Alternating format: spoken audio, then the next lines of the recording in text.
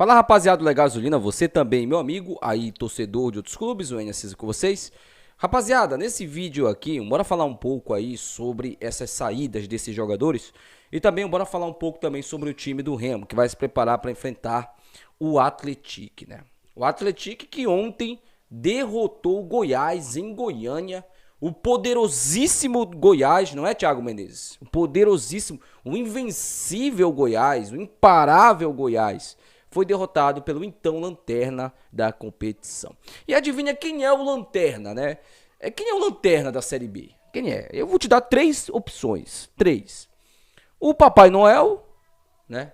O Superman, uma Mucura. Deixa aí no comentário qual dessas três opções é o lanterna da Série B, né? E aí, eu queria muito aqui falar um pouco sobre essa vitória do Atlético. O Atlético, que é o próximo adversário do Remo na Série B do Campeonato Brasileiro. O Atlético venceu o Goiás por 2-1, o gol na apagada das luzes ali do Atlético. O Atlético que estava na lanterna, na então lanterna, com apenas 9 pontos, somou o seu 12º ponto. Está a 8 pontos do clube do Remo. Caso o Remo seja derrotado pelo Atlético, para o Atlético, a distância do clube do Remo será de 5 pontos. É algo preocupante. É algo preocupante. O clube do Remo ainda tem uma vantagem, eu diria, considerável para a zona de rebaixamento, né? Que é o primeiro objetivo desses times assim que estão do 7º lugar para baixo, é olhar para a zona de rebaixamento primeiramente, antes de começar a olhar ali para um G4 de Série B. Né? E o clube do Remo está bem mais próximo da zona de rebaixamento do que da Série B. Mas o Enio, eu tô olhando a tabela e o Remo está a 1 ponto do G4. Tu tá ficando doido? Não. Eu tô falando em termos de desempenho. E o desempenho do Remo é de time que vai brigar lá embaixo da tabela. O desempenho atual, não o desempenho no apanhado geral. O desempenho nos 3 últimos jogos do Remo é esse. O Remo venceu o Operário, mas não dominou o adversário em casa e foi de virada. O Remo perdeu para o CRB fora de casa e vem de 2 derrotas seguidas. A última para o lanterna da competição. Então, meu amigo, temos que olhar primeiro para a parte de baixo da tabela. Depois a gente começa a pensar em G4. Esses jogadores que precisam afastar qualquer possibilidade de rebaixamento. Eu já falei para vocês aqui, né, que o clube do Remo, para não pensar em rebaixamento, ele tem que somar 30 pontos nesse primeiro turno. E aí fica tranquilo, né? Vai ter que buscar 15 pontos apenas. Vai buscar 15 pontos. São 5 vitórias em 19 jogos que o clube ainda vai ter no segundo turno. Então, fica tranquilo para escapar de um eventual rebaixamento. Agora, se continuar do jeito que está jogando, futebol patético, um treinador que faz besteira quando vai substituir, aí tem que pensar sim em zona de rebaixamento. Porque se você for parar para pensar, o único time que está na zona de rebaixamento, que não venceu, foi o Volta Redonda. Né? O Atlético venceu, o Amazonas venceu e o nosso filho venceu a gente. Eu sei que um bom pai, ele se preocupa com o filho. Mas, cara, pra que entregar ponto pra loucura, cara? Cara, o cara que teve a ideia, né? Se tiveram essa ideia, claro, ele não regula bem do cérebro. Porque esse time da Mucura é ruim, cara. Vai cair esse time da Mucura aí. Esse time da Mucura vai cair. Vai cair, certeza que vai cair. Agora, o Remo precisa começar a se preocupar com ele próprio. Antes de ficar se preocupando com o filho, tem que se preocupar com ele próprio. E a gente tem que começar a olhar para a parte de baixo da tabela sim, tá? O Remo é o 8º colocado, mas se perder para o Atlético, o que eu não descartaria a possibilidade pelo futebol que vem jogando, pelo treinador que tem à beira do gramado, eu já começo a me preocupar com a parte de baixo da tabela. Mas, rapaziada, bora falar um pouco também aqui sobre as saídas dos jogadores. Mas antes disso, esse vídeo tem um patrocínio de Esportiva Bet. Aqui no primeiro comentário fixado tá o link da Esportiva Bet para você se cadastrar e fazer a sua fezinha, tá? Na Esportiva Bet. Clique agora aqui, primeiro comentário fixado, cadastre e faça as suas apostas. Esse vídeo também tem um patrocínio de Santa Fé Artigos Religiosos. Se você não foi na Santa Fé, tá o telefone da Santa Fé, tá na tela aí para você. Textos, escapulários, imagens, tudo isso você encontra lá na Santa Fé Artigos Religiosos. Então é isso, rapaziada. Vamos pro vídeo. Cidade, gasolina, na cidade,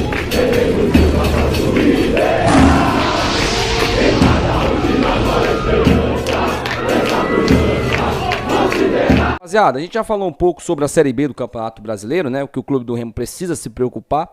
E de fato precisa sim se preocupar. Não tem outra situação. O futebol que o Remo joga nas últimas 3 rodadas é preocupante. O treinador que assumiu é um cara que deixou a gente com 2 pés atrás, né, no clássico. E vamos ver aí, né? O Remo vai enfrentar o Atlético que derrotou o Goiás ontem fora de casa. Jogou bem. O Atlético não jogou mal contra o Goiás, tá? Se engana você que foi um resultado atípico. Não, o Atlético jogou bem. Se o Remo não melhorar o seu desempenho, não vence o Atlético lá em Minas Gerais. Não vence.